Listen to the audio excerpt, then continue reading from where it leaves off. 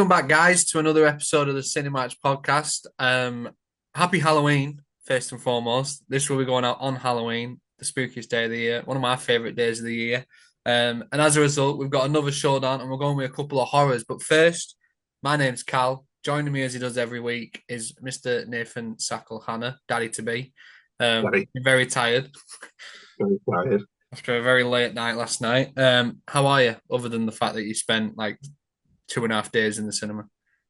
Yeah, I'm really, really tired. But I have being at Halloween and we're very autumn. I found something yesterday and I thought I'm going to give this to you as a little present because I know how much you love it. So for this episode and this episode only. Yeah, the fucking pumpkin head's back. What a quarterback that is. That's incredible. That is a very pleasant surprise. I remember that. I saw it and I was like, I'm throwing that out. And I was like, nope, we're recording. I'll give it to Gal. That's funny. That is funny. Well, do you not wear that anymore then? No. No, ever since you've been a twat, no. A part of me feels like ashamed that I ruined it for you, but another part of me thinks it's fucking great that I also ruined it for you. So weirdly, somebody was telling me about it a couple of weeks ago, and it was like that day you walked into it with that orange hat on, and Cal, what was it? You said something about I look like a pumpkin, and Pumpkinhead, I called you. pumpkin, and they said that you just piss yourself every time you think about it because you just think I saw his face drop. Yeah, well, I said it, and I can't remember what I said to it. It was like, "Well, why don't you go tell him then?" I was like, "All right." So I just walked up and said it. When I don't know, pumpkin. It's not necessarily a bad thing. No, It's very seasonal. dick. But yeah, other than the fact you're very tired and you have returned to Pumpkinhead, are you all right? Yeah. Yeah, not bad. I actually have seen these two before, Have you? which weird for me because I don't, like I said many times, I don't haven't really watched horrors in the past before, but I've actually seen these before because I did them at college. So I did the comparisons between the Japanese and the American versions at college. So it was nice to go back to watching them. Yeah. We've obviously alluded to a bit there. We might as well say what they are, despite the fact it's all over the title and stuff. So people will probably At know. the end, let's just keep it hidden, even though we've clicked all the title, we've advertised it. But yeah, we are doing the 2002 American version of The Ring versus the 2004 American version of The Grudge. Obviously, two movies that have been very linked closely together pretty much since the release because they are both remakes of like Japanese horror classics. They came in that little like time period in the 2000s where America was just remaking a lot of like the Japanese horror. Like Shutter was another one which wasn't very good, but it had Joshua Jackson in, so obviously I watched it. Um, but yeah, these two are probably the most famous examples. So it made sense to do these against each other. Our last, well, I say our last, it's pretty much our first Halloween episode because we hadn't done much spooky since we came back, but it is Halloween, so we wanted to honor the day with two, I'd say, important horror movies from the 2000s. The Ring for me was like the first horror movie I ever watched. I watched that when I was like 7 years old, and it fucked me up. I said that it actually wrecked me for a long time. I remember it like even then I was like obviously still older than you, yes, Yeah, but like you were probably quite. still older than me when it came out. I mean, I've always been older than you, I meant and older than me now, you tosser. but I remember it like being like a huge, huge thing. Like I think that and the Blair Witch Project was like pretty much like that was kind of like the zeitgeist. That was how what people talked about with horrors. And like I remember being like, oh yeah, like I remember people at school being like, oh yeah, that was real, that based off a true story. I'm like, fuck off. But I hope Yeah, it's not. Anyway, yeah, I it'd be a, can't imagine it'd it be, is. it'd be a TikTok Yeah, I can't imagine it is. But I remember my cousin was babysitting me when I was like 7 years old, and she put it on, and I was just sat there like, "What the fuck am I witnessing?" And then we watched Scary Movie 3 years later, which is obviously a parody of it. And my older brother thought it'd be funny because we were watching it Home Alone. There was like maybe five of us kids. He was the oldest. He was like 4 years old. He was probably about 14. The rest of us was about 10. And I remember he went. I mean, it's so obvious now, but he went to the bathroom and watching it and he rang us. And he did the whole 7 days spiel, and we thought the Scary Movie 3 had killed us. Great idea. Why did I not do that when I was watching it? Yeah, we thought Scary Movie 3 was the death of us. Like, we thought that film was cursed after that. But yeah, The Ring. I've seen a lot over the years. But I'd never seen The Grudge until I watched it for this. I'd literally never seen it before. And it wasn't what I expected either. It was different to what I thought it was going to be going in. So we might as well crack on with him then and Yeah. begin. We'll start with a story. And usually I go on these really fucking convoluted rants trying to explain shit and missing out details. So what I've decided I'm going to start doing is just reading the letterbox synopsis. Okay. Yeah, that seems fair. It seems fucking easy enough, and I will get the key details in and won't stumble over myself like an absolute imbecile. So we'll start with the ring then, which, as it reads here on Letterboxd, which we should be sponsored by now for this. I'm Um, pretty sure it would be. yeah. It says Rachel Keller is a journalist investigating a videotape that may have killed four teenagers. There is an urban legend about the tape that the viewer will die 7 days after watching it. Rachel tracks down the video and watches it, and now she has just 7 days to unravel the mystery of the ring so she can save herself and her son. Fucking what a plot that is. Just straight up. What a great summarization. Nothing about saving the fella. Fuck that guy. Nah, fuck the X. And then flipping over to The Grudge, we've got an American nurse living and working in Tokyo is exposed to a mysterious supernatural curse, one that locks a person in a powerful rage before claiming their life and spreading to another victim. That one seems a little bit misleading, actually. A little bit. Locks a Because person in a rage. Does it lock everyone in a rage? I'm not sure I'd categorize that. Like some of them definitely weren't angry when they were popped it. no, but I guess the ghost, the haunting was angry, I guess. Yeah, that motherfucker was, yeah, horrible bastard. Um, but to cut a long story short, one's about you watch a video, you got 7 days to live. The other is you go in a house, you fucked it, essentially. Yeah, do you know what? Pretty much. Maybe I should create the letterbox synopsis from now on. Um, I'll let you go first then, because usually I do. So, how did you score that? For the it was this is the whole story, yeah. Yeah, I 10-9 to oh, it's tough actually. The Grudge, I would say.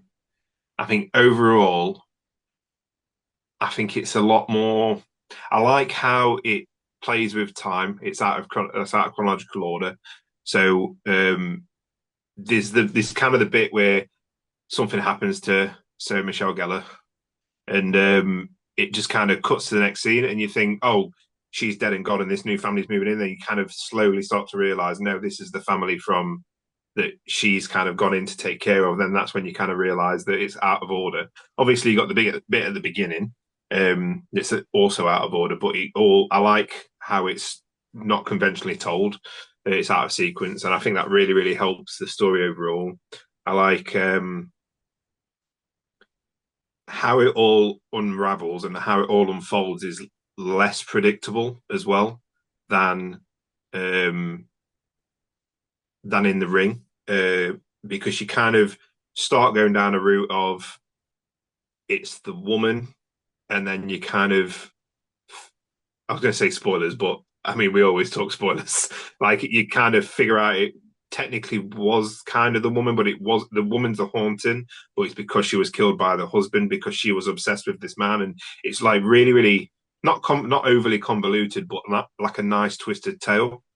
And I think I think it's just a lot darker, a lot more bleak than The Ring, which is shot bleakly, but not told bleakly, I don't think. Um, Whereas The Ring, I do like The Ring, but I think it's very straightforward and it feels, I know it's going to sound really stupid and really pretentious, but it feels American. Whereas what I really like about The Grudge is because obviously they're both American remakes of Japanese horrors, and obviously they're both going to have like American tendencies. But I feel like The Grudge feels more of a Japanese movie. It's got more of like a connection to the original than The Ring does. yeah, yeah. I agree with you there, and I quite like the way it goes, like tells the story in like a non-linear fashion. But I went 10-9 in favor of The Ring because I feel like the fact that it is a story all spent with the one character actually helps it. Like because of the way the Grudge is told, I feel like we don't really get to spend as much time with like Sarah Michelle Gellar's character Karen, which which is a crime. yeah, because I mean, first of all, it's Sarah Michelle Gellar. Like Yeah. it was disappointing not to like spend more time with her because like she'd show up and then there'd be like a pretty large chunk of the movie where it's focused on somewhere else, and because it's told so many different instances of what happened, I feel like you don't get much time with many of them. Like the stuff with Clea Duvall and is it William? What's his? I can't remember his last name, but it's Ethan from Lost. Oh, what's his name? William something. Mapother, Mapother or something. Well, Big William, Will. Big Ethan from Lost. William Mapother, he's called. I just had a quick look. Yeah, Ethan from Lost. Like those guys come like show up, and there's like the little like subplot of how she's struggling to settle in, but then like they're gone immediately, and then it's the sister, she's there, and then she's gone. The stuff with Bill Pullman's character, I wasn't really that bothered about that bit anyway, but like you don't really get much time with any of them. Whereas in the ring, you spend a lot of time with Rachel, and you see her thorough investigation and like where it takes her. And I think I prefer that. Although what you touched on before, which has nothing to do with the plot, but I fucking the way it's shot. I don't know why there's a green tint on this shit. It's weird as hell. It's a very strange choice. See, yeah, that's for me. Again, not really about the story, but I want to talk about it anyway. Is that the Grudge feels like one of those. Like if you was to tell me the Grudge was a Japanese shot film horror, I would kind of believe you. Whereas The Ring, it's like we need to make it scary, we need to make it dark, we need to make it creepy. So we're just going to put a bluey green filter over everything, and it's just kind of doesn't work. And it kind of really takes it away. It hurt my eyes at points because it's like, what the fuck's going on? But yeah, I mean, I do agree with what you say about like you don't get to spend a lot of time with each character, but I actually preferred that because it helped expand the story of the ghost and the haunting rather than the characters that are being haunted. So it wasn't for me. It wasn't. So the Ring's all about trying to figure out a way to save themselves, whereas I think the Grudge is all about trying to explain what happened to the ghost. So it's that story rather than the story of the trying to escape the haunting, essentially, which I Yeah, which I much preferred. Do you know what? I yeah. haven't done this hat in a while, so it's actually starting to itch my head. You got nits now. Must be. Yeah, I see what you mean, but I think like the way they explain the ghosts and like what happens, it really feels like Shooting Well because it's like just like little voiceover at the beginning, and then the detective just explains it. Like it just feels very like Yeah, expositional, just the way they actually explain like what's going on. Whereas The Ring, obviously, there's the big investigation. We find out like we talked to like the therapist and we found out what was going on with Samara. Then we find out they go to Anna Morgan's home and like discover what happened there. Like it feels like it's more of like an investigative story and like how they find out actually what's going on. I think I just preferred that, but I yeah, like well, both stories to be fair. Just so it wasn't like a big gap; it was close. both are good. And I didn't used to like the Ring, and I liked it a lot more this time. Mm. Like maybe more of an appreciation for it, but yeah, I do really like it. It's just the kind of like again, I say the Americanization of things, like the like I didn't think it needed that bit with a horse on the boat, and I feel like they kind of added it in to have a set piece where there was no kind of real set pieces in the Grudge. It was just hauntings, and it was kind of hauntings in like an old school traditional way, like well Japanese way, where it's not like big scares, it's little weird things. Whereas in the Grudge, you've got obviously coming out of the. Oh, we'll talk about that later. But I feel like the American one just added bits to kind of not bore audiences. It Yeah, just kind of took me out of it a little bit. yeah, I know what you mean. I think what helps the Grudge as well is that there's just like people dying continuously through the story. Like the Ring, it feels like it's the start and the end, and that's about it. Everything in the middle is just like this investigation. Although that horse thing, as a kid, fucking, I was fighting for my life after that. That was terrifying. Um, but yeah, we'll move on then to the best opens for both movies, and the Ring opens like quite a traditional horror movie. It's like two young teenage girls in a house. It's almost like every Scream movie. Yeah, yeah, because the phone rings. You get the phone ringing. You get them like talking about the urban legend, which is and that's what I always love in a movie where they talk at the beginning about this urban legend, which is the entire plot of the movie. Like, there was like, "Have you heard this story?" And it's like, "Yeah, it's fucking happening, pal. We're watching it now." Um, They so even yeah, do they even do like the phone call, but it's not really the phone call. It's a yeah, joke kind of thing, and then it's the real phone call. yeah, Like, yeah. it is very typical teen slasher kind of thing. Yeah, that was the vibe I got from the Rings opening. It's obviously the two teenage girls, Katie and Becca, talking about what the video is, and then one of them admitting she's watched it, and then it's like there's a lot of teases where, like you said, you think it's going to be the phone call giving you the whole 7 days spiel, but it's like a parent, and then one of them disappears, and then the TV keeps turning on, and you get that shot when I think Katie's the one who's watched the video and it's her house. And when she goes upstairs to find a friend and she opens that door and like the way the TV's on and you just like the ring and it fucks her face up and it's like quite distressing. And then flip that with the Grudge and it's just like, what the fuck's going on? Like, it's just like so sudden. It opens with Bill Pullman and his wife and he's just stood by a balcony and out of nowhere just very calmly just like commit suicide. Like, it's so But see, bizarre. that's what I was like, when it opened, I was like, I forgot Bill Pullman was in this movie. Like, and I couldn't remember what happened because it's been that long. I was like, what role does he play? And then he's like, oh, okay. Yeah, see, I put it on and I saw Bill Pullman and I was like, fucking Bill Pullman's in this. That's good. And then he did that and I was like, oh, fuck. Because I didn't realize it was going to be like the Yeah. way the story was going to be told the way it was. So I didn't know he was coming back. So when that happened, I was like, well, fucking hell. That could have been anyone. You need to spend the big bucks on Bill Pullman and get my hopes up. It was Um, one of these where I was like, I bet he's a producer and just wanted to be in or something. And I completely forgot that he come back later. yeah. But yeah, so they're quite different openings. The ring one was much more like drawn out with the opening like scares, whereas the Grudge just fucking dove straight into it and just straight up murks that motherfucker. I suppose you could stretch the Grudge one to even Yoko at the house and like when she first gets dragged into the Yeah, I probably zone. would, to be Yeah. fair.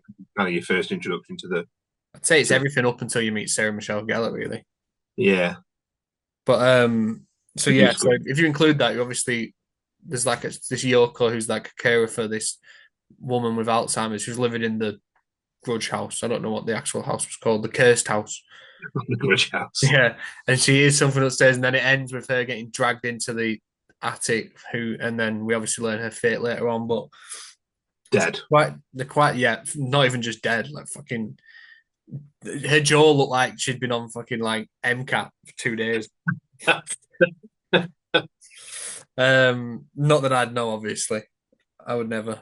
But yeah, so I'll go first then on that. And I scored it 10-9 again in favor of the ring because I just prefer that traditional slasher type opening. And I think the shot of Katie when she at the end when she opens the door and the screen's on and the way her face like distorts and stuff, I think it was so like chilling and it was something that, like I said, I watched that for the first time at like 7 and it stuck with me for a long time.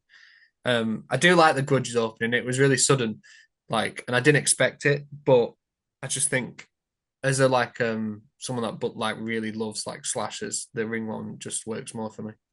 Yeah, I mean, I like the Grudges opening as well, because it is very just like, oh, like I said, like, oh fuck, what, like, he's gone, like, what's going on, kind of thing. It opens up, I suppose, more of the mystery aspect of the story for the Grudge, as opposed to the horror aspect of the story for the Ring.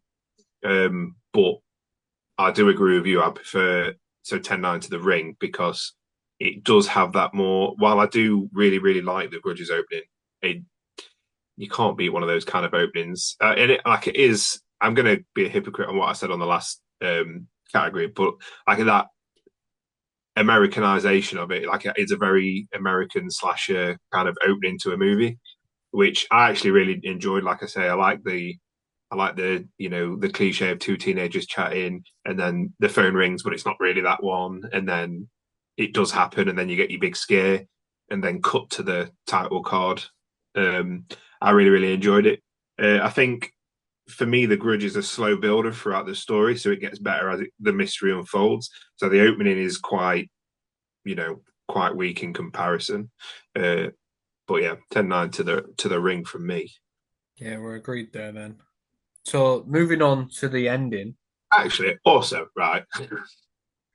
You if your friends, if somebody tells you an urban legend, and then your friend goes, "Oh yeah, actually, I've seen the tape," you won't believe him. Like Yeah. I fully, you won't believe him. And But if they also, what are the disappear, odds that I'd bring it up and she's like, "Yeah, I watched it this week." Like, what the fuck do you mean you watched it this week? It's just an urban legend just read on the internet somewhere. How did you watch it? Well, we're in this world with 7 billion people, and you watched the urban legend that I've just discovered. What are the odds of that?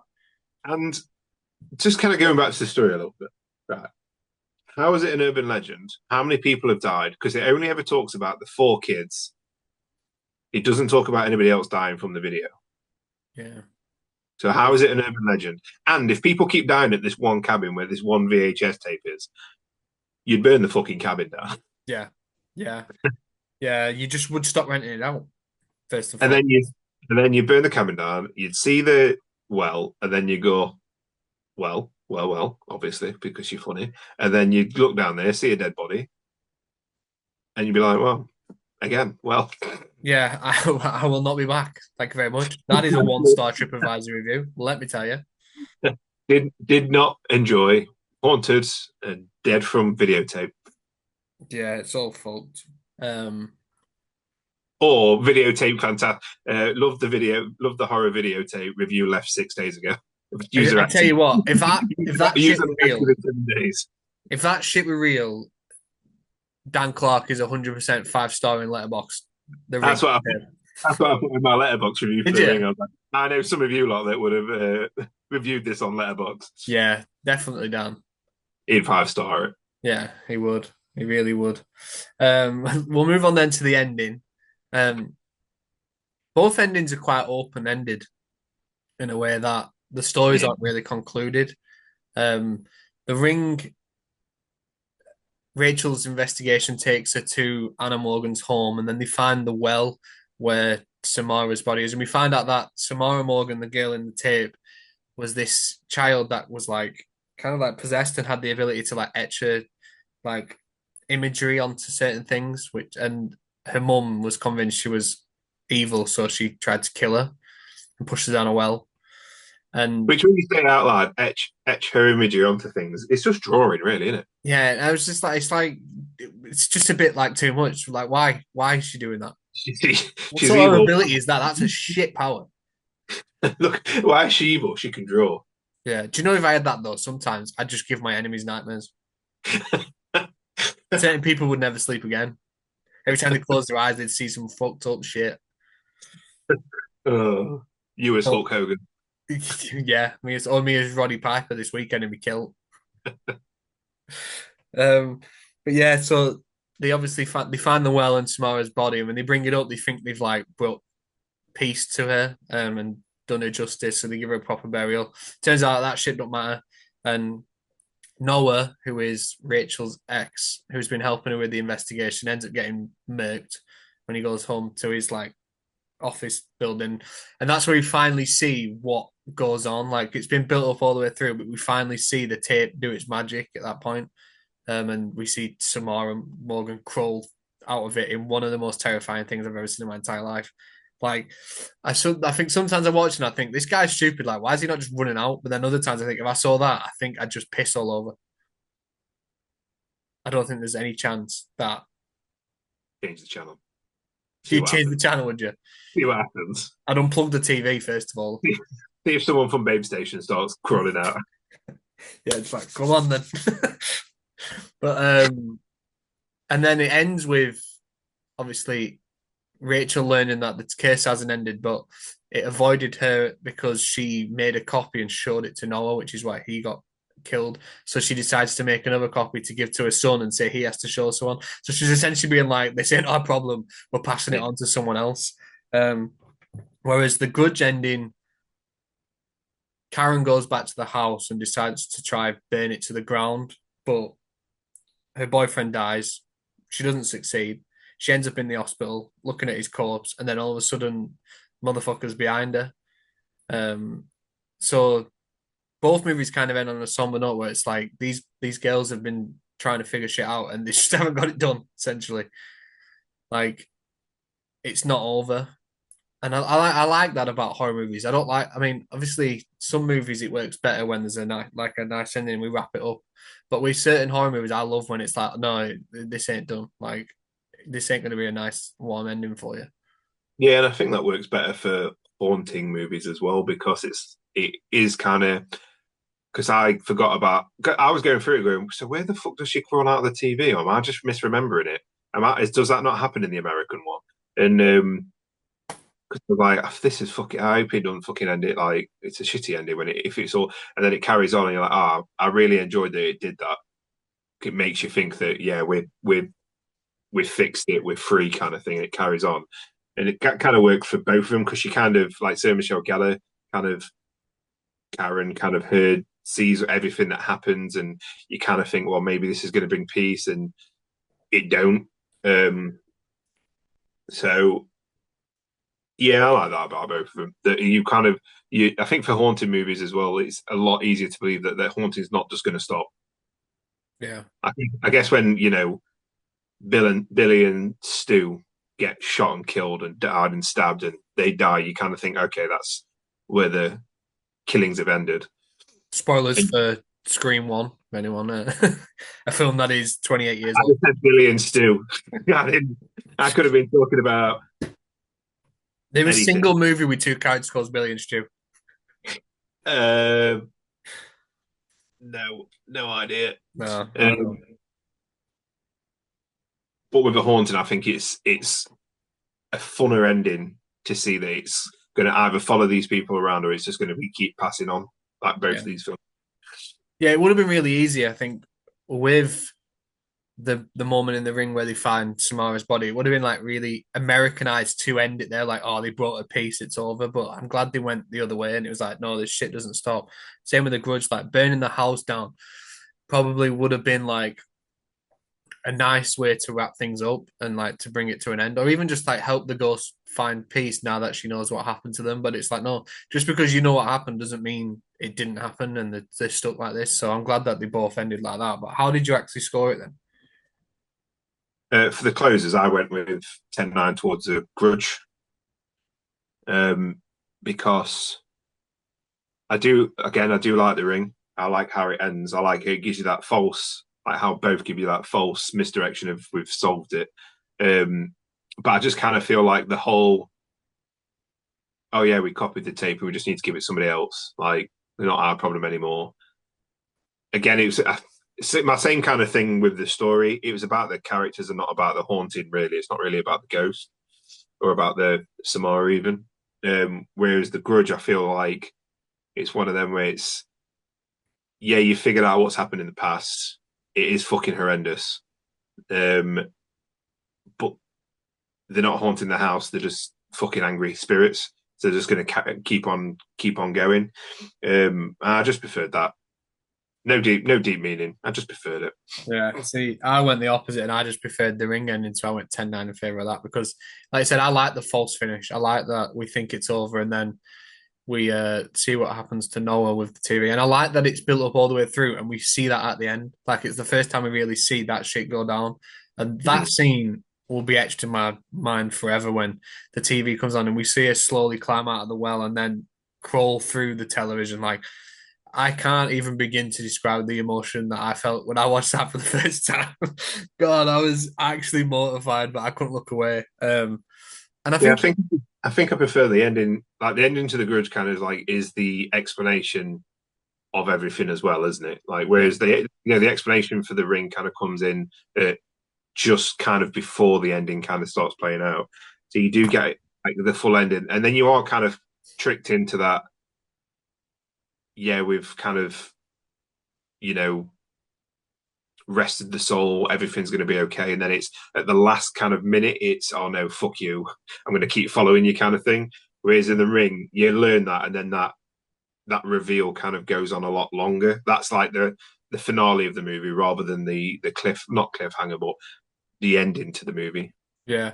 But I know you said you didn't like it, but I quite like that Rachel's character decides like we're just going to pass this on. Like it shows like this determination to like save her son because when she did it for herself, she wasn't aware that that was what was going to go down. Whereas when she creates one for her son, the plan is to keep him alive, like, and it shows like she's willing to do that. Whereas the Grudge, it just feels like she doesn't really have a choice. She's just kind of fucking stuck with this thing, and it shows up in the hospital at the end. But I like both endings. I just think the way the ring builds up, and you hear all this stuff about the videotape and what happens in 7 days, and when she realizes like not that's Noah's 7 days are up, and then we see what happens, and we finally see what goes on. I just think it's incredible. I think it's so good. So I went 10-9 in favor of the ring. Yeah, I think again, the with the haunting, I just like prefer the idea that um you have no control over you being haunted. Like Karen wandered into this house and got caught up in the haunting, and now she's just fucked essentially. I've not watched The Grudge 2, but I am tempted because I know she's back in it, and I will watch her scenes and her scenes alone. Um, but I haven't watched The Grudge 2, but I know she's in it, and so it kind of follows her and keeps continuing to follow her. But if you take the movie alone, it is that you have no control. You are just being haunted by this fucking angry spirit. Whereas I suppose giving Rachel that choice to kind of alleviate herself of it kind of robs it. I mean, it is a dark way of doing it. And I probably would feel a bit better about it if that kid weren't creepy, but we're going to talk about that in a second. Um, but yeah, I think I just much prefer that you've got no control over having rather than finding a way to escape. Do you know what I mean? Yeah. We'll move on then to the next category then, which you kind of alluded to, and that's the casts in both movies. Um, the Ring, it's a bit of a smaller cast. There's only really a couple of main characters. You've obviously got Naomi Watts What? as Rachel, the main character, the leading lady. You've got the young boy playing her son, who is called Yeah, David Dorfman. I'm not sure I've ever heard him before. the fucking oldest man name you've ever Yeah, heard. you've got Martin Henderson playing Noah, who I mean, this was the first thing I'd seen him, but obviously since then he's also shown up in X, which I really like. Um, and he was also in the second Strangers movie. So he's become a bit of like a scream king, really. He's shown up in quite a few horror movies, and he's always entertaining. Quite like him. You've got Brian Cox, obviously, who plays Samara Morgan's dad. He's obviously known for his roles in that Succession TV show now, and he was in the X Men too, right? Yeah, as Striker. Yeah, Um, you've got an excellent cameo from Adam Brody, which I don't really know why. He's just kind of there in one scene. But this was just before the OC. I think the OC started 1 year later, which obviously really like made him a star in the eyes of like he's just the teenagers. he's just the sarcastic, nerdy little teen, isn't he? Which Yeah, he plays in the OC. yeah, and in Gilmore Girls, I think, from what I've heard. Then you've obviously got like the they're not really given much time like to really showcase much acting ability, but you've got the woman playing Anna Morgan in the videos, like she's called Shannon Cochran. You've got the young girl playing Samara Morgan, who is DeVay Chase, who really funny. She plays Anna Morgan, not Anna Morgan, Samara Morgan, and also voices Lilo from Lilo and Stitch. Really Which is the wildest thing. But yeah, she's the voice of Lilo in Lilo and Stitch, that creepy bitch crawling through the television. amazing. Yeah, the rest of the cast there isn't really much chance to stand out, and you don't really get to know any of them. So you compare that to The Grudge, which has a much more recognizable set of characters and the actors playing them. Like we said, you've got Sarah Michelle Gellar, obviously famous for Buffy the Vampire Slayer, Daphne, and Scooby Doo. I thought he was going to be trying to be funny, but like famous for Scooby Doo. Well, actually, I was going to ask you that because do you think most young people these days actually recognize them more for that?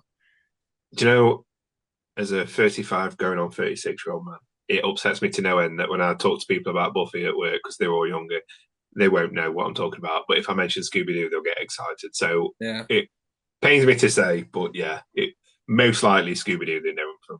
yeah. I know her for I know what you did last summer. My fucking gang. Yeah, She met the great Freddie Prince Jr. from She's All That fame. Um, but yeah, as well as her, you've got like a group of like recognizable names. You've got, like we said, William Apathy, who played Ethan in Lost. You've got Clea Duvall. Really think it can count as a recognizable name. I think he's just recognizable because we love Lost so much. He's also been in a few Tom Cruise movies. He was in Minority Report, Mission Really? Impossible. I'm actually Do you looking at think, the list here, the films he's in. One, oh, he is Mission three. Impossible. Do you think he's one of them one of those actors where people like I know that face, but I don't know what like his name is. Yeah, maybe he's one of those guys. But also, I think maybe he's like Tom Cruise's best friend because I'm looking at his top films here, and he was in Magnolia, Minority Report, Mission Impossible 2, Vanilla Sky, and Born on the Fourth of July. All Tom Nice. Cruise movies. But most importantly, he was Ethan from Lost. Yeah, yes, that is the most important. What a role that was. He was terrifying in Lost. Um, Mm. you've got, like we said, Bill Pullman, who is always great. I just watched. Famous from Which that Casper. was. Yeah, just watched that this last week. Love that film. Nothing else. Nothing else important, is it? No, he was in Sleepless in Seattle. I'll let him off for that one because he's the love interest, which Oh we've done yeah. in the past, who gets screwed over. Fucking hate Meg Ryan. Oh yeah, and that we do, but not in general. When Harry met Sally, she was delightful. And also Jason, I think it's Bayer who plays the love interest, the boyfriend of Karen, who I think his most famous role is probably that Roswell TV show in like the 90s, but I know him because he was in season 2 of Dawson's Creek. Oh yeah. Yeah. Yeah. That was my guy in Dawson's Creek, Chris. He played great character. Also But, got Ted Raimi, oh yeah. brother of Raimi, Yeah, who because he was involved in I think he did he produced direct it. or produce it? Produced it? Of course he did. Yeah. I saw his name and I was like, I bet Ted Raimi's in this. And then 2 seconds later, Ted Raimi's name popped up. I was like, of course he is.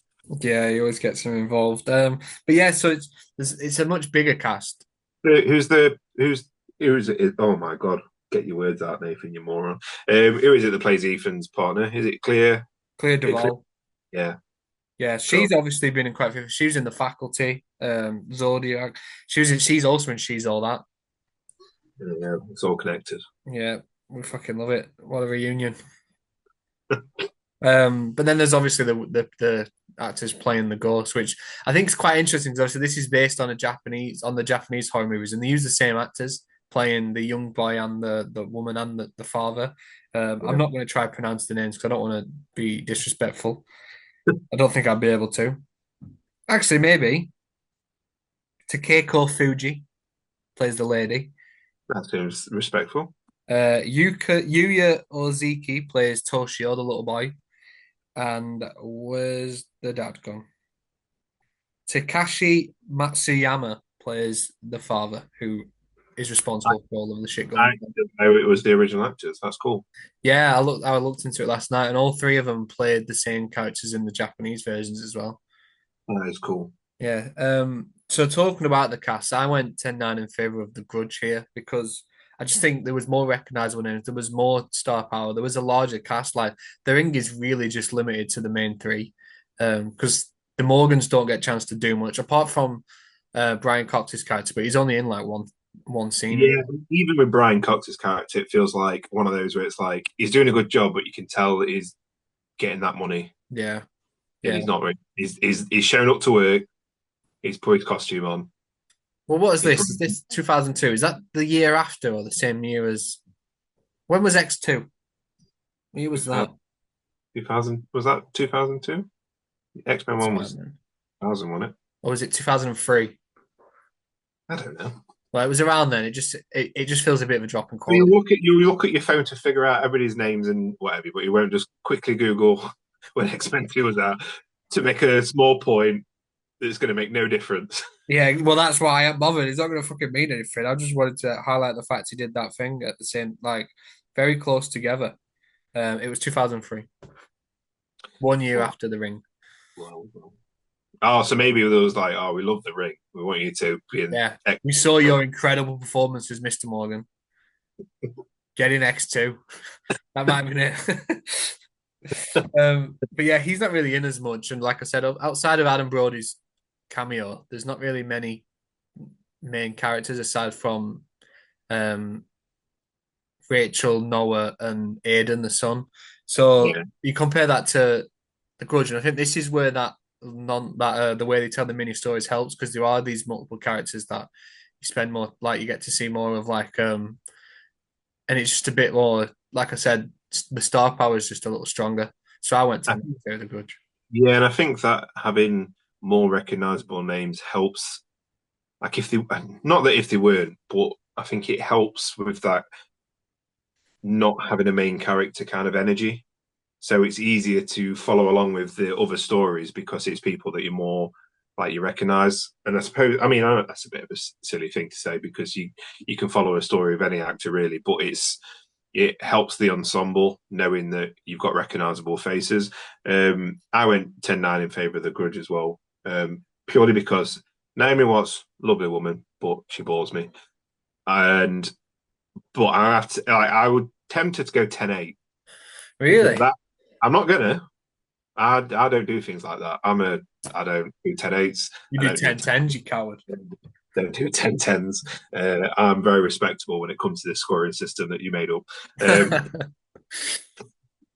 that kid is the freakiest looking kid ever. He kind of reminds me. He gives off like a horror version of is it the middle Yeah, with the janitor from Scrubs, and yeah. he's that the little A lad little in that. beanhead. Yeah, he reminds me of him. Is basically a little old man, but in a child's body. Like Yeah. he looks creepy. If you were to tell me that he was Looks actually, ill. yeah, if he was the one that was haunted, I'd believe you because He that could kid is. play Tiny Tim in A Christmas Carol. He'd be spot on for that role. He just looks sickly. Maybe that was the point. I don't know. Maybe, but yeah, he was just creepy. No disrespect to him, but loads of disrespect to him because he was looking creepy. And the way he spoke, like he called like his mum by her first name and stuff, which is fine. But it was just like he was talking to a co-worker, not his mum. And like when he finds out things his dad, and he's like he still just talks to him like he's an adult, and it's just like Yeah. I just. I just really, I don't know. I just really do. I like to say, I feel like Brian Cox, not phoned it in 'cause he's always good in everything, but some performances with some actors, you can tell you just needed some money, or this is like part of your contract deal to get the film that you actually want to get made. I think the It's girl who played X2. the extra, yeah, he really wanted the artistry of X2 to shine through, so he had to do the ring. Um, the girl who played Samara, obviously you've got to be look and act creepy. I'm pretty sure most kids can do that, but she did a good job. But yeah, I think the Grudge is just a I mean, it was always going to win. It's got Sarah Michelle Gellar in it, but That's like true. a better cast. And then you've just got, obviously got Bill Pullman in there, who could make the same argument that he's doing the same thing Brian Cox is doing, but he does a better job of it, in my opinion. And I did not know that about the original Japanese actors, so having that really pushes it over the edge for me to have a better case. Again, going back to how I said it feels more like a Japanese movie. It feels more rooted in its remake than The Ring does. It feels more connected to it as a remake. I think having the Japanese actors come back and reprise the roles is so much more respectful. And I get why you didn't do it in the American version, but I think it's so much more respectful and really, really adds to the next category that we're gonna talk about in a sec. Yeah, and I think you talk about how like connected it is, and I think that's shown in like the directors are because I'm pretty sure the director of The Grudge is he directed the Japanese ones as well, so they let him do Oh, the American remake. His name is Takashi Shimizu. I think I pronounced that right, but I'll never know. Whereas the Ring was done by Gore Verbinski, who was obviously known for the Pirates of the Caribbean, the trilogy. yeah. So I think the point you make about it being more closely linked makes a lot of sense. Pirates has some really bluey tinty Yeah, bluey. it's got a weird vibe about him. Yeah, Oh, I don't know if I trust you. that's really weird though. I didn't know that it was the same director either. Which you think I would have done considering I studied it in college, but that was also like 18 years ago. So, like, is there any other examples of the original, like that you can think of the original directors coming back to do the remake? So Alfred Hitchcock did a film called The Man Who Knew Too Much, in like the Yeah. 1930s, I think it was, and then he remade it himself. That was an English movie, and then when he moved to America and started making films in America for American studios, he remade it in the 50s with James Stewart. So he remade Cool. that, but that's the only one I can think of off the top of my head. I mean, I suppose you could kind of count Evil Dead 1 and Evil Dead 2, but Hmm. that's not really a reboot. It's No. strange one that one is, but which is Sam Raimi who Yeah. produced The Ring, but The Grudge even. So yeah, but that's strange though. That's good. Yeah. We'll move on then to the last category that we are both aware of, and that is the best there's like the best ghosts, the best creepy motherfuckers in the movies. In the ring, you've got Samara Morgan, who is the creepy ass girl in the well who crawls through the television after 7 days of watching this videotape. And in The Grudge, you've got this family, um, primarily the mum and the son. You don't really see too much of the dad who killed his wife and son and then himself in a jealous rage when he found out his wife was in love with Bill Pullman's character, her professor. Um, but you've got these three ghosts who have like been like stuck in this house because I think they say at the beginning it's like this when you die in rage it like creates a curse and like leaves these your spirits like there to pass it on to others. Which So you've again, got those you three there. know, rooted in Japanese traditions and mythology rather than a tape. Yeah, Yeah, yeah. yeah. Although um the the ghosts, like I said, you don't really see the dad too much, but it's primarily the mum and the son who are like cutting about causing chaos. Um so Well, I suppose they're the ones that are more enraged because they were the ones that were, killed. yeah, they were killed. That is very true. They were definitely killed. So how did you score it? Is it me? Yeah. Uh, Again, I went the Grudge, and I think knowing that the original actors come back even more helps the Grudge for me. I like The Ring, and I love Samara. I love that bit where she comes out of the TV. Like it's pretty iconic. The Ring, the tape itself is pretty iconic, and that scene is very, very iconic. I mean, everybody knows about that one. But in terms of if you look at it as the haunting rather than the ghost, like it is pretty much you watch a tape, you get a phone call, don't know how she knows your number. She just And figured it out. That's why she's fucking awesome. what She's if you haven't got a brilliant. landline? What if you haven't got a landline? What if you watch it at school? What phone do they ring? How do they make sure you pick? Reception. How do they make sure you pick it up when you pick it up? And it's if it's for somebody else, what does she say? She It says, "Can you is. pass the phone on, please?" Pass the phone over to Cal. I just want to kill him, please. Yeah. And you fucking wouldn't know, you type bastard. I'd be like, "Oh, Cal, I've got a film for us to watch a podcast, and I should." And then you kind of get nothing. You get blurry faces in cameras, which if you didn't go near a camera or have your photo taken, you wouldn't really know. You scribble. Is it that one where you scribble faces? The Ring where you scribble faces out of people, or is that the Grudge? The Grudge is the way the husband cut the faces out of the pictures. But isn't the Ring where Yeah. she's scribbling out faces?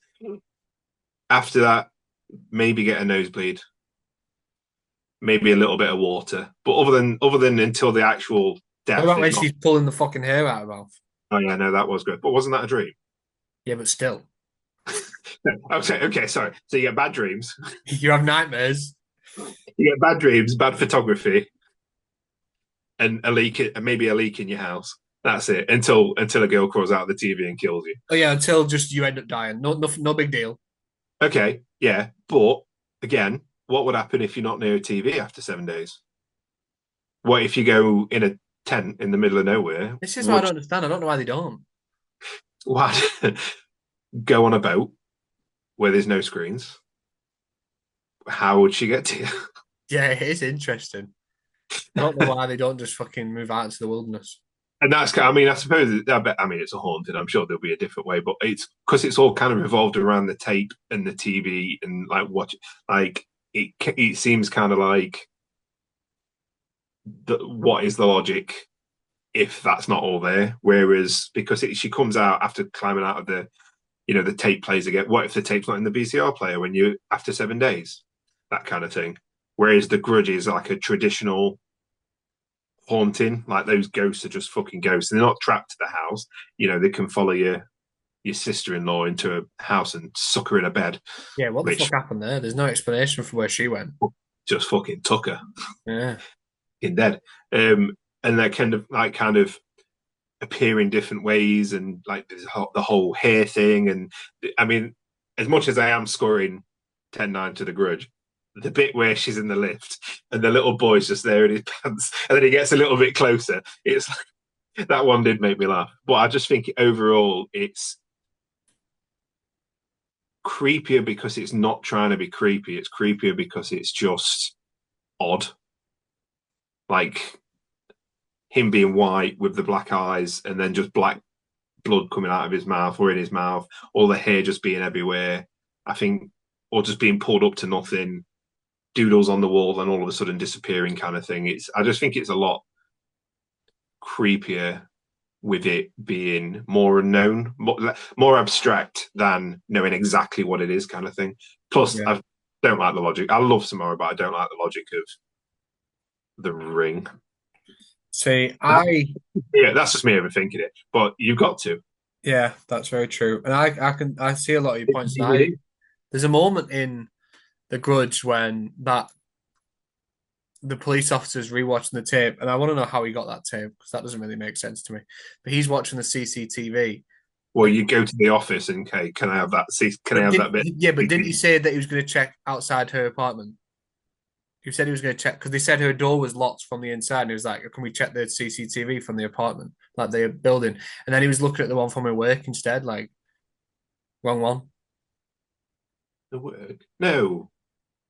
Oh. When they said that her apartment door was locked from the inside, and he was like, "Well, we'll Well, need to check the CCTV." But then next, he's looking at the one from her work instead. yeah, but if somebody's gone missing, you'd backtrack to the last place somebody saw her and then But check the back to my CCTV. point Use anyway. it as a logic, Cal. Back to Come my on. point anyway. That bit when she slowly walks to the screen, it's all black and then the eyes are open. That was like creepy. That really Yeah. creeped me out. But apart from that, I don't think I found the ghosts in The Grudge too scary. Like the little boy, he was just he was less creepy than fucking Aiden in the ring. So No, to be fair, yeah, the yeah. Well, David Dorfman's much scarier yeah, than yeah. But I also just think Samara Morgan is like iconic. Like the look with the hair covering the face, like it's something that a lot of people recognize, even people that have never seen the ring. And that one scene where she crawls out of the well and through the television is one of like the most iconic horror scenes of the 2000s. So I went 10-9 in favor of the ring because I just think it was scarier. I didn't find too much of what the Grudge's characters were doing very creepy. And I think the way Samara kills people is just creepy as well. Like the way their faces are etched in fear, whereas in Thingy, like in The Grudge, the boyfriend just kind of just dies, and Claire Duvall's character on the bed just kind of just dies. Like it's like they've been shocked, but they're like still breathing, and then it's like their heart gives out. scared to death more. But they're in the ring, the way their faces are all distorted, and like it's so creepy. Yeah, and I'm not going to argue that Samara's more iconic because she definitely is. Like everybody knows that image for sure, and everybody knows the image of the video, the ring video for sure. But I just think, I just think that it, I, the Grudge is just a lot more subtle, creepy. Like they're just that kind of there in the background or crawling downstairs and whatever, being just creepy little fuckers. Or was that subtle? Was it when she's fucking crawling downstairs? Really subtle, really, really subtle. You But see no, what we're going for? like when like when the lift's going up and down and stuff, and you can kind of see him getting closer. As funny as it was, it is still like more subtle for me, and I just think that creepy factor of it feels more haunting than the outright attacks of it. But again, for me, it was more the fact that you kind of nothing happens in terms of a haunting for ages, so it just kind of feels not really that terrifying Till it is. until she comes out of a TV. Which again, what if there's no TV? Samara Morgan's a resilient young woman. She survived in that well for 7 days. She'd figure out a way to get to you at TV.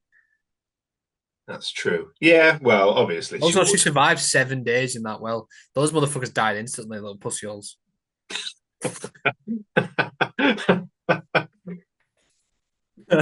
Also, Hello. like, it's not the ghost, but do you know in the video, the actual ring video, because we hadn't talked about that and all the different imagery in that, the shot of Anna Morgan brushing her hair in the mirror is one of the creepiest things I've ever seen. And I don't know why. It really makes me feel uneasy. What, somebody brushing their hair? No, not someone, that bitch. Just the way, Do you know because what I it's mean? like long and black, and she's looking at herself in the mirror, and just pushing it back, and it just it gives me EBGBs. You know, it'd be creepier if the little kid, Yeah, if Aiden did it. Aiden, started brushing his, and then his massive bug eyes staring at you. Yeah.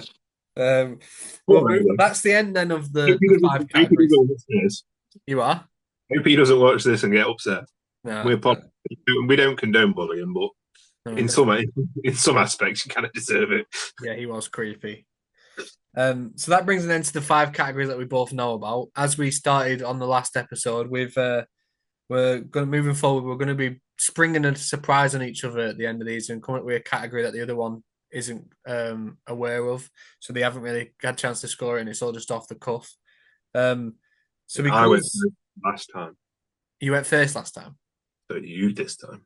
cool, that's fine. So mine, and we've talked about this a little bit about the Japanese originals, um, but both of the movies had sequels as well. The Ring 2 brought Naomi Watts and Aiden back, and The I did. Grudge brought Sarah Michelle Gellar back.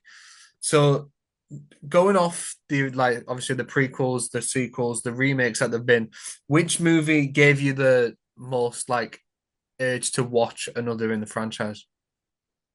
Oh, that's a good one. Yeah, like which sequel would you want to watch the most? Out of the two, out of the two, like we're talking about any other film. I'm an Yeah, idiot. would you rather watch Godfather 2 or Grown Ups 2? Grown ups too. Um, oh, good question. I think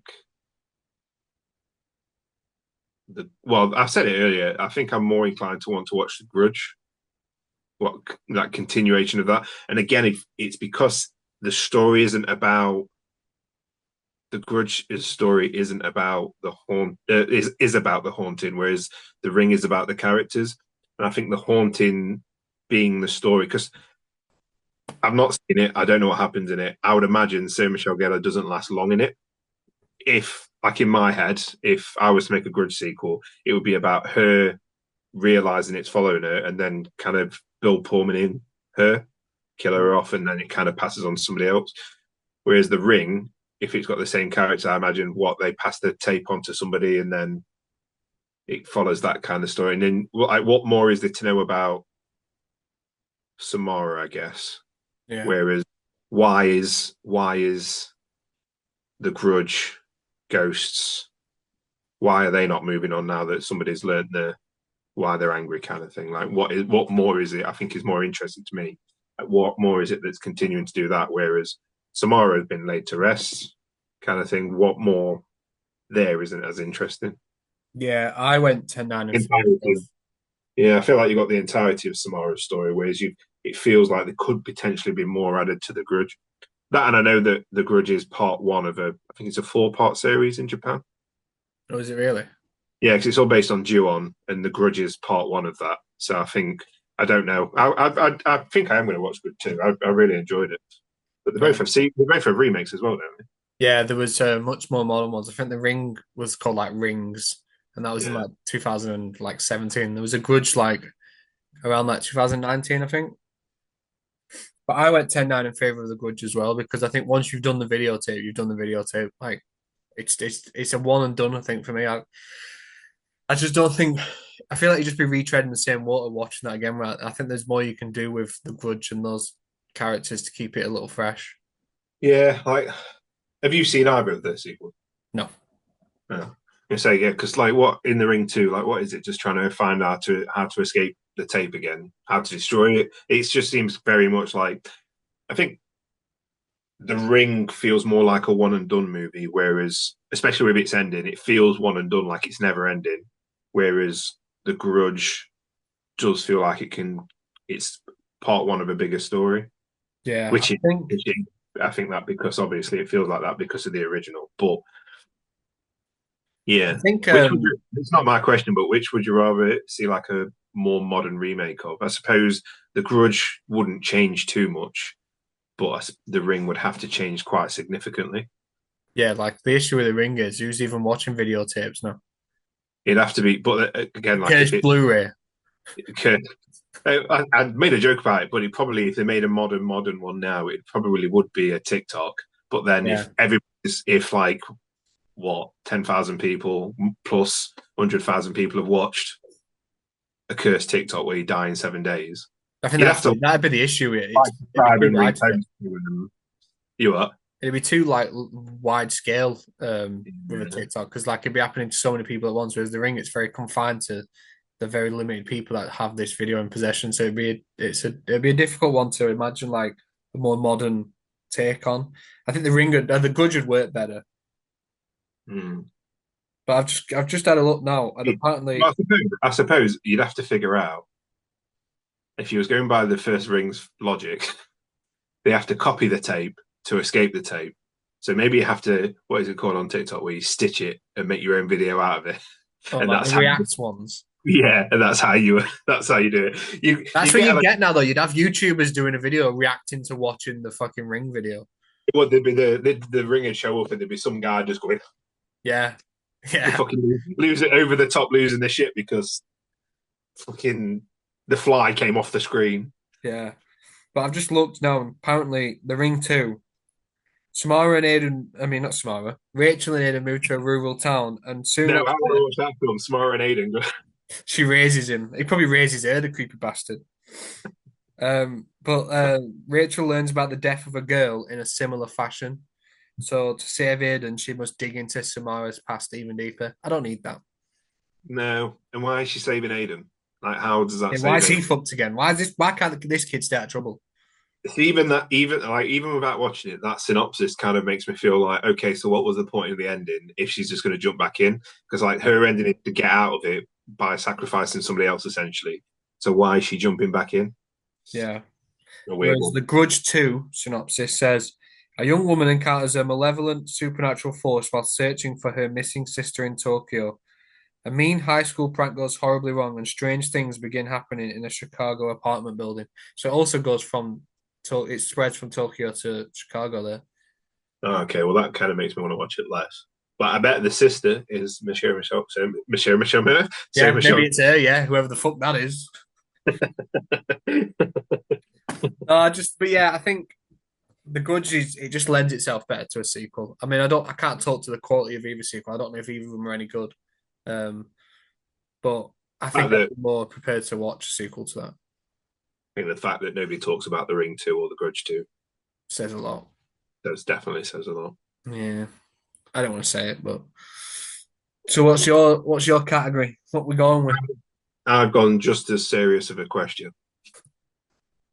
Go on. Samara or the mother ghost, Yeah. who's got the best hair? The absolute serious look on your face as you consider this answer. I mean, I feel like I'd have to go Samara because it's iconic. Like the look, the hair in front of the face. Can't even control her hair. Exactly. It's fucking great. It's wild. I think it just looks wild. Like it's one of the most memorable parts of the character. It's like one of the most like I iconic mean, I'm features. 10 9 and Samara as well, but yeah, you tell Yeah. me what. Yeah, I think we both have to with that, to be fair. Uh, It's way too iconic. But I love the fact that both ghosts have got like it's what's creepy about female ghosts? Yeah, hair. yeah, especially that one. Like when it's just covering the fucking face, I'm like, fuck off. Have you ever seen Scary Movie 3 when Brenda, like she comes out TV and Brenda's boxing her? Fucking kills me. That was so funny. Yeah, Speaking of Scary Movie, have you seen them make a new one? are they? Yeah, and the Wayans brothers have confirmed they're coming back for the first time since Scary Movie 2. I don't know why they didn't do it after Scream rebooted. It's like the perfect. It would have been the perfect time, but Yeah. I'm sure isn't. I've not watched the scary movies outside of the first one in a long time. The Grudge ghost is in one of the scary movies. Is that the Grudge ghost scared off by Michael Jackson in one of the Grudge movies? I can't remember. Probably. I'm sure it is. I've watched the first two a lot, and then the Yeah, third one I think I watched like once. I can't even remember which one's the 8 Mile one. Is that the third one? Yeah, which I only watched like the once. The first two, the ones that the Wayans brothers did, were I loved them so much, and now they've just announced they're coming back for the new one, and it's going to be have a theatrical release apparently. So hopefully they Oh, bring Brenda if and that Cindy back. if that comes out at the same time as Scream 7 and makes more money than Scream 7, that'd be fucking hilarious. That would be funny. That So would. conflicted about Scream 7. Why are we talking about films and going off topic? I'm so conflicted because Neve Campbell's back, I so know. is Courtney Cox, and Matthew Lillard said that if they asked him and they found a decent way, he'd come back as Stu. But there's so much shit around it, like The way they with treat Melissa Barrera. yeah, it just feels off. I'm so conflicted. Yeah, it's a tough one because I'd love the Scream franchise. It's my favorite horror. It's like my favorite horror franchise, and like Scream One's one of my favorite films ever. And Sidney Prescott's one of my favorite characters ever. So having her back would be great. And the guy directing it, Kevin Williamson, is the guy that wrote the scripts for the first two. Mm. It was his idea. I Um, can't, I can't remember his name, but I hate myself that I'm going to say these words out loud. But whoever plays McDreamy, what's his name? Patrick Dempsey. That's him. He Yeah, said he'll he's well. yeah. So like, I'd have a good cast. But it's just really disappointing, like what happened with Melissa Barrera, and like it just feels there's a bit of an uneasy feel about it, and it's left a bit of a sour taste in my mouth. So Just to bring it back, if they were to make a modern remake of The Ring, Samara would be played by Jenna Ortega. yeah, probably, and she'd fucking do a good job with it and all. Creepy bitch. It should be like a TikToker that got killed by her dad because she made creepy TikToks or Yeah, something. probably got possessed. Um, Speaking of which, though, like Melissa Barrera, people have said like she should be in it's Scary Movie 6. They should Yeah, parody it. Is it yeah. 6? Is that the next one or is it 5? I don't know. Fuck knows. I think it'll be sick. They'd probably just call it Scary Movie. Yeah, they'd be wise to. But yeah, they said if they were wise, they'd get her in it to parody what's happened with Scream. Yeah, have her play Neve Campbell like a reboot version of Anna Faris's character. Yeah, Have Anna Faris come in and kill her or something. I don't know. yeah, that'd be Yeah, good. But anyway, we're off that's topic. completely what we're talking about. We've come to an end, and that's the end of another CineMatch showdown. I've got the scores here. I'll ask you I have what sort of a way better question, by the way. go on. But oh no, we don't have to do it as part of the scoring because we've picked as we No, picked it's first. all right. It's fine. I've tallied it up. I can't be asked anymore. But kind of like what you said, like if which sequel are you more inclined to watch? Which for you specifically, because I've seen them both. Which of the Japanese originals would you be more inclined to watch? I think the Grudge one because I feel like the Grudge is like synonymous with its Japanese background and like that's what you think of. Whereas the Ring, a lot of people probably don't even know it was based on a Japanese horror movie at this point. I mean, I'd love to see both, and I probably will watch both at some point. But I think if I had to go with one, I think the Grudge would be the one I went to first. Yeah, yeah. It's called Ju-on the Grudge, but the ring's called Ringu. And if you search Ringu Pingu on YouTube, great. I bet Dan's watched it. Is that on Letterboxd? Probably is. Ringu Pingu, that's funny. But there's an official The Grudge. I don't know if it's official. The Grudge versus the Ring like movie. I don't know if it's a short or a full movie. Really? We're both ghosts. But I was told about it by Dan, obviously, our friend Dan that watches everything. And I'm not going around to watching it yet, but I really want to. And I want to see what it's like. I don't know if it's official or not, to be fair, but he said it's good. But then I again, bet he did. he said Dream Warriors were good, and I fucking hate you Dream guys. Warriors was fucking great. My guy Kincaid. I love Dream Warriors. But yeah, if you had to guess, where do you see the score? What do you think won? I think it'd be close because you went quite in favour of the ring, Yeah, and I over the Grudge. There was a few. Actually, I think the best here may have tipped it over to the ring. I should have gone with my original, What was your original? which of the Japanese question, which are the Did you change that because it was too close to mine? yeah, maybe Um, it's funny actually because that last question did change the result. into the over to the ring. No, it's tied. Oh, nice. It was Oh, up until that last question, the Grudge was winning by two, and then we both went in favour of the ring in the last one. So it's ended up being tied at 133 to 133. but right, just thinking logically, this this is where the CineMatch wording comes into the kind of the podcast. If we were thinking logically, you would rather watch the Japanese Grudge, which is a question that I haven't that. Changing the questions now.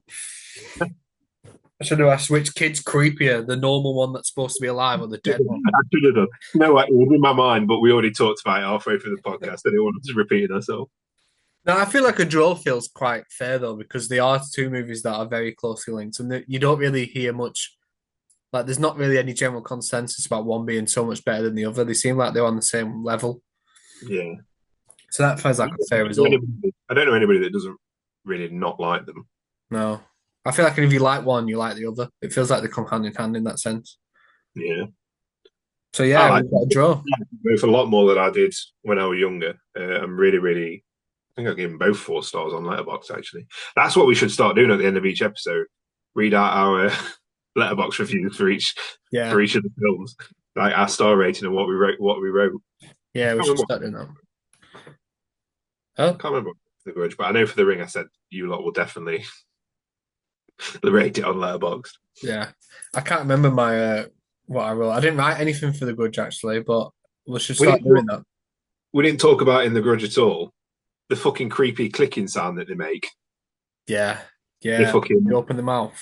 Do you know fucking what's really brilliant. funny as well with the score on like the music for the Grudge? I had my headphones in when I was watching it last night, and at one point I thought it was like static in my headphones, like I thought they were breaking because it kept making like a thudding noise when it was like the score was getting amped up, and it made it feel like it was like you were like footsteps around you. But for a minute, I was like taking headphones out, putting them back in to see if it's like my headphones had gone dodgy. Grace was saying how her and her sister, her sister, that little bitch that watched Terrifier with us, Go on, um, because that's what I need to. You first, go on. um, they used to play that sound to each other to creep each other out when they lived together. So I played it to Grace, and she's like, "I'm not. It doesn't bother me anymore." I put it in a group chat to Sophie. She was like, "Oh my god, why would you do that?" Blah blah blah. And then when I put things on when I watch films on in Letterbox and I put them on Instagram, and I always put a bit of soundtrack, but I put that sound over it this time. And then she replied to the story going, "What the fuck is wrong with you?" Or whatever she said, or just fucking laid into me again. Sounds like but do you know I sent you that little meme of us watching Terrifier and it was like our reaction smile and then it says your friends and I said it was Sophie with that face. I sent it to her and her takeaway from that was that I called her my friend. And I can't fucking believe it. No, that's probably the worst thing that's ever happened to me. You have, yeah, you have dropped yourself in it. And I spent 5 minutes trying to edit the picture to put enemies over friends and then realized I ain't built for that life. I can't edit shit. I'm not good enough. So I just left it in the end. You can edit this, and that's good enough. Yeah, that'll do. That's the only editing I need to do. But that brings another episode to an end then. A Halloween special. Happy Halloween, everyone. Hope you're ready for Christmas because I fucking am. There's a more important day than Christmas. Is that the day after Halloween when we watch Superman: A Christopher Reeve Story? I mean, that's a very important day. But November the 3rd, very important day for everybody. It's happening on November the 3rd. 70th anniversary of Godzilla. The 70. 70. Fucking hell. That's my one Godzilla mention for this week. Yeah, we've already mentioned Terrifier. You We didn't even mean to, but you mentioned it there. we didn't even mean to, but they just keep getting snuck in. Yeah, I'm going to start the day with watching the original again. And then, even though I watched it like a month ago, going to watch -1 in the cinema. But it's the no colour version. I saw that. Yeah, that looks all right. I'll watch that in the evening. That'll be exciting for you. I'm off to watch. What a, what a- such a I'm busy day. watching that Wild Robot on Sunday. You should watch Transformers. It was really good. Yeah, I do like the look of it. I will watch that. I've never really been big on Transformer franchise, but Me neither, to be fair. Like it was never my thing as a kid. But the film's good. Do you know what's not good? Venom. I can imagine. I imagine that sucked. There is a genuine dance music number where him and somebody else like waltz, no, well, not waltz, there's like salsa dancers to a rave version of Dancing Queen.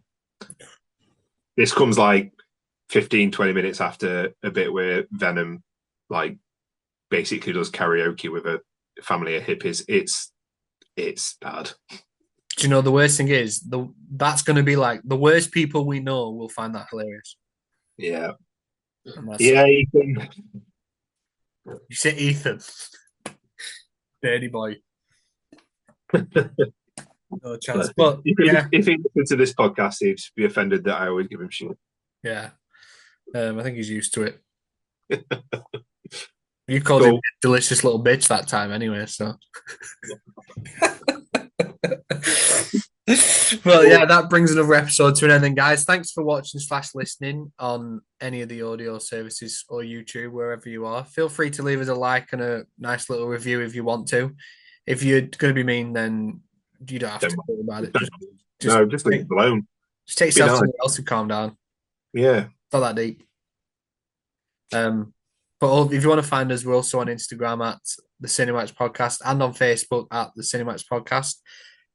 Feel free to like the page. Very easy to find. Just search CineMatch Podcast. You are? It's very easy to find. Just search Yeah. CineMatch Podcast. We're just straight up there. All you've got to do is search the title, and what would you know? We're there. But yeah, the Instagram page is probably the best one to follow because we occasionally share stuff on there as well as you obviously post hints and teasers for the upcoming episodes. So make sure you're checking that out to find out what we're doing next. But other than that, thanks for watching slash listening, and we shall see you again next week. Happy Halloween. Taking this fucker off now.